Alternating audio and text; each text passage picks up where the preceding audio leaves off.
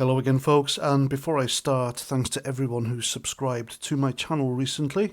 I really appreciate your support and company, and if you haven't subscribed yet, why not? What the hell are you waiting for? Anyway, in this video I am diving into another episode of the world's favourite game show, What's Got the Virtue Signalers Knickknacks in a Twist.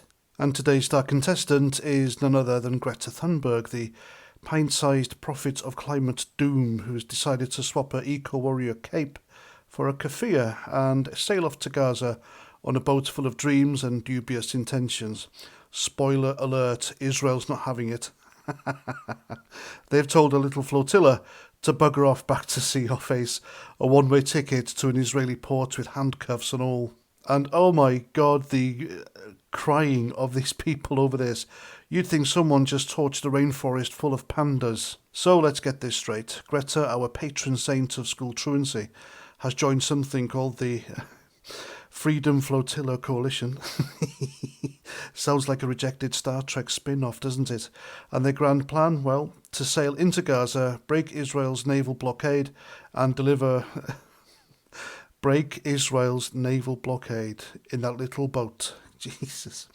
And deliver what they call humanitarian aid, because nothing screams humanitarian like a publicity stunt with a side of geopolitical grandstanding. But Israel, being Israel, said, not on our watch, mate. They've made it clear the boat's either turning back or getting escorted to Ashdod, where Greta and her merry band of activists can enjoy some quality time in a holding cell. Oh, imagine that.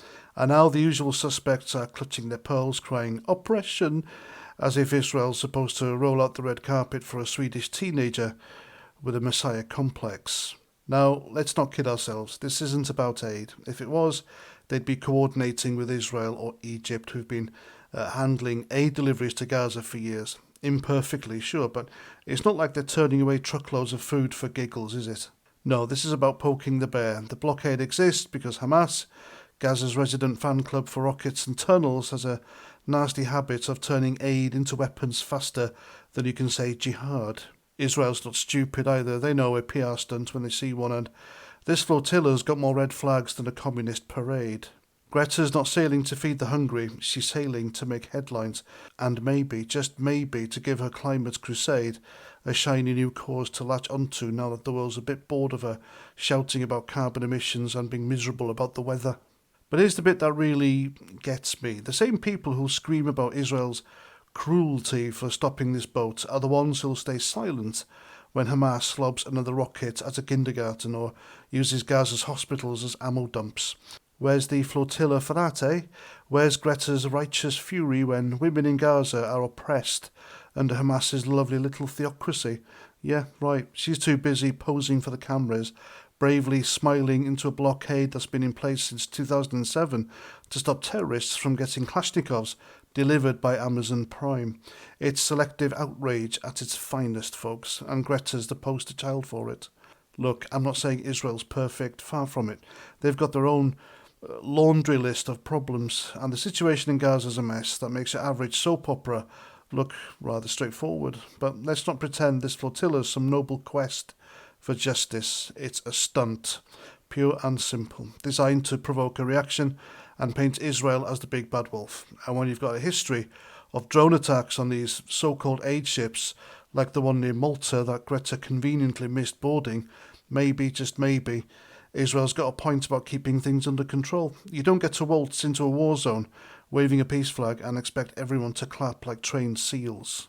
Here's the truth nobody wants to say out loud. Greta's not a hero, and she's not a villain either.